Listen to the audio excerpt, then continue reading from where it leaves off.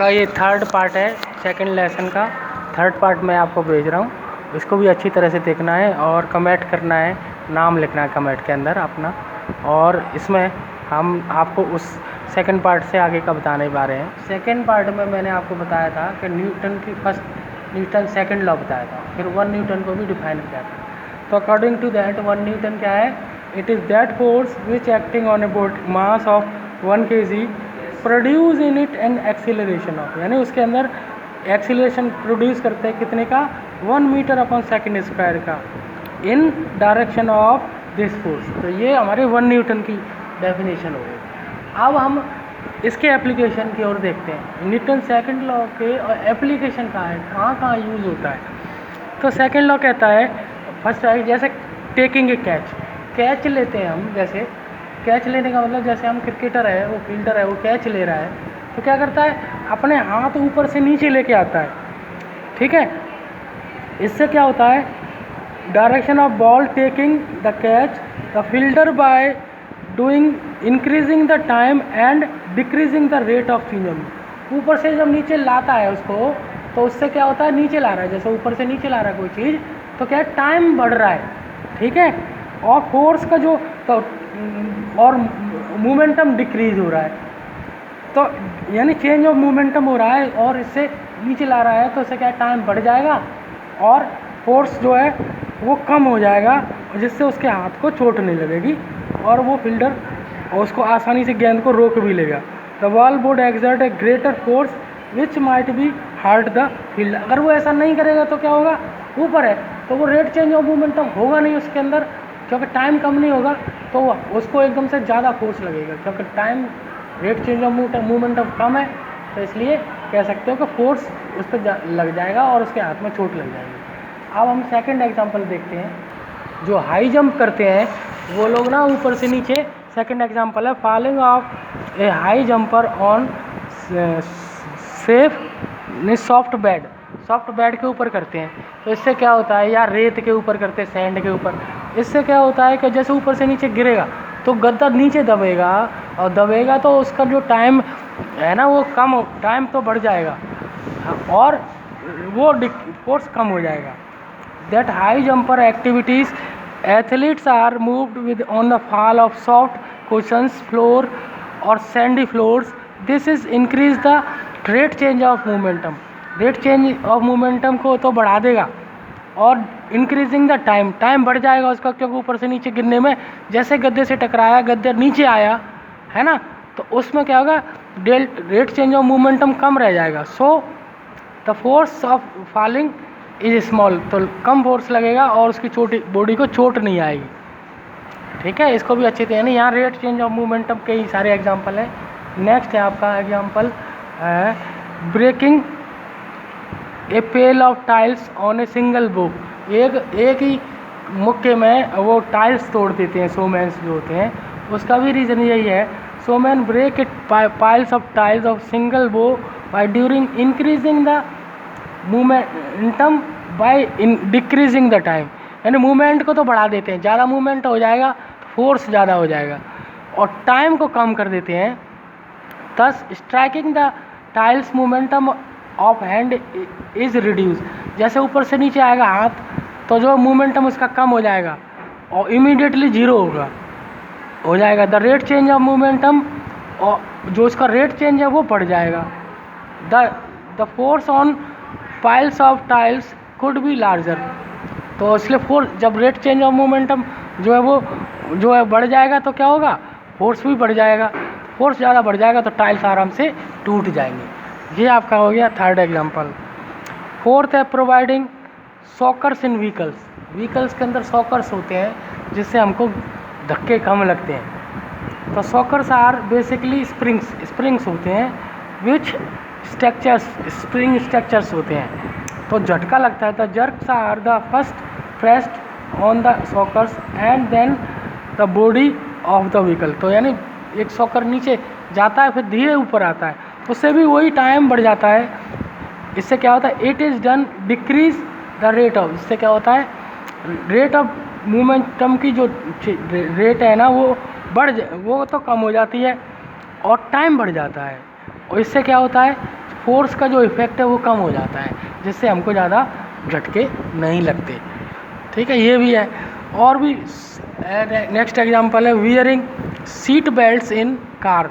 Car के अंदर हम ना सीट बेल्ट लगाते हैं, उसमें क्या होता है, we know that when car stop suddenly, एकदम से कार रुकती है, पैसेंजर क्या होता है, वो आगे की ओर गिरने की कोशिश करता है, लेकिन सीट बेल्ट उसको रोकती है आगे आगे जाने से, है ना, फ्रॉम द फॉलिंग फॉरवर्ड। इससे क्या होता है, this decrease the rate change of momentum. इससे क्या है, रेट चेंज जो है ना वो डिक्रीज हो जाता है मोमेंटम का, एंड टाइम बढ़ जाता है, टाइम ऑफ रिड्यूसिंग, है ना। वही सारे में सब एक ही बात है, इम्पैक्ट ऑफ फोर्स ना, फोर्स का जो टाइम पीरियड है वो कम हो जाता है।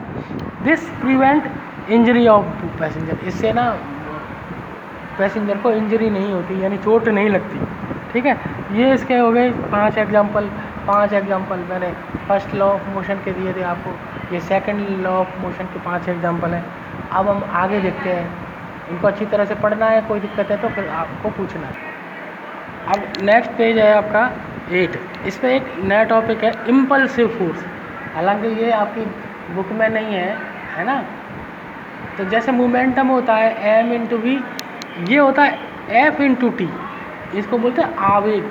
वो संवेग है, मोमेंटम को हिंदी में संवेग कह सकते हैं, और इम्पल्सिव फोर्स को कहते हैं आवेग, है। लेकिन आपको इम्पल्सिव फोर्स याद रखना है। तो वो फोर्स क्या है, जो फोर्स किसी बॉडी से थोड़े टाइम के लिए लगता है उसको हम इम्पल्सिव फोर्स कहते हैं। ठीक है, तो इसको भी आई से शो करते हैं, I is equal to F into T. ठीक है ना। इसके एग्जाम्पल्स क्या है, जैसे कोई भी क्रिकेटर है, वो खेल रहा है बैट से, और तो देखो कि बॉलर फोर्स लगा के गेंद को फेंक रहा है। अब उसको छक्का लगाना है तो वो क्या करेगा, गेंद को हल्के से बैट से पुश करेगा।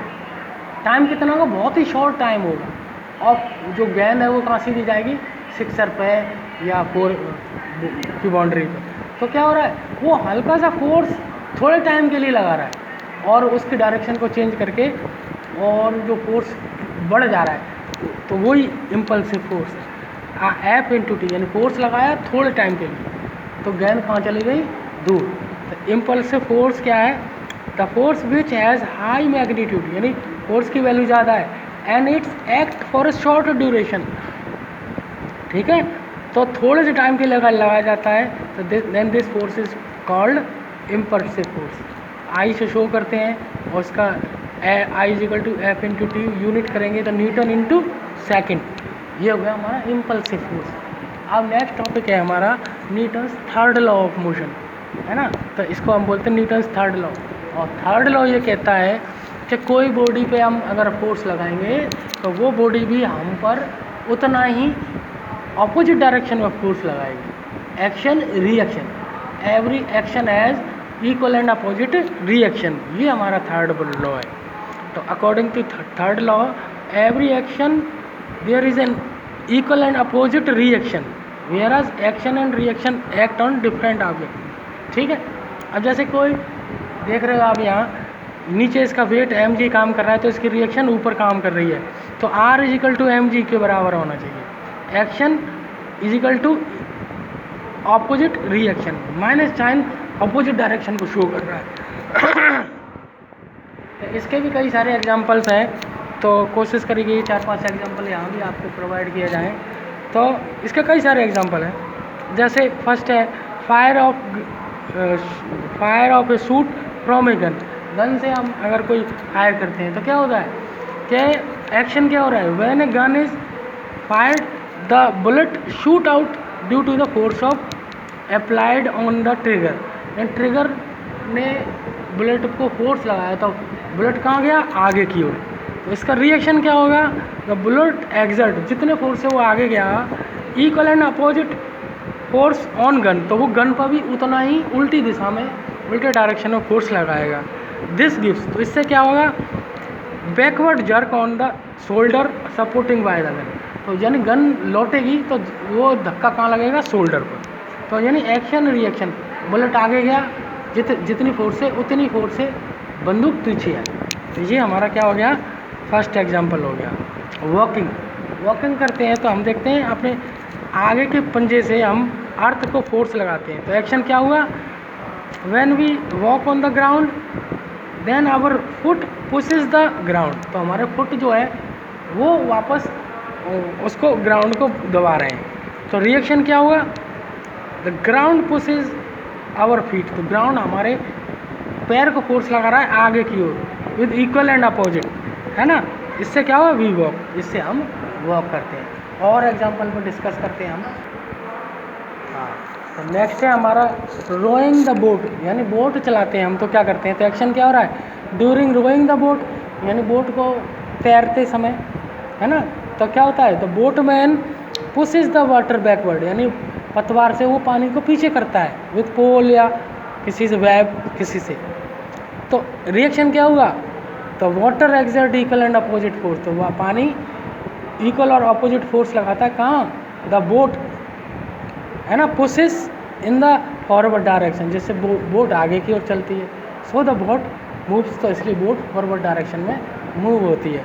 एक और इसका एग्जांपल है फ्लाइंग ए रॉकेट, रॉकेट को देखते हैं हम, तो रॉकेट क्या कर रहा है, उसके अंदर ऊपर जा रहा है, तो वो क्यों जा रहा है, फ्यूल जो जल रहा है, fuel is burn to produce a large quantity of gases, gas चल रहा है, वो नीचे की ओर फोर्स लगा, the inject the gas comes out from opening with a great force, वो बड़े फोर्स से और नीचे की ओर फोर्स लगाती हैं, जिससे रॉकेट ऊपर जाता है। तो रिएक्शन क्या हो रहा है, hot gases comes downward pushes the rocket upward, उसी उतने ही से इक्वल एंड अपोजिट फोर्स से, और इसलिए रॉकेट उड़ जाता है। स्विमिंग में भी ऐसा ही होता है। एक्शन क्या होता है, ए swimmer pushes the water in backward direction, यानी पीछे के हाथों से फेंकता है, पैरों से और हाथों से। पानी उसको क्या करता है, रिएक्शन में water pushes the person to the forward direction, पानी उसको आगे की ओर ले जाता है, कितने इक्वल और अपोजिट फोर्स से, इससे वो आगे तैरता चलता है। तो ये सारे हमारे एग्जांपल्स हैं, कोई भी दिक्कत नहीं है, सारा ठीक है। अब आप यहाँ हो रहा है, अब आपका एक टॉपिक रहता है, वो मैं आपको अगले वीडियो में भेजूँगा, आप उसको अच्छी तरह से समझेंगे, ठीक है, ओके, ऑल राइट। और सबको देखना है, व्यू करना है, और व्यू करने के बाद कमेंट ज़रूर करना है। आपकी क्लास में 30 बच्चे हैं तो 30 व्यूज़ आने चाहिए उसके ऊपर।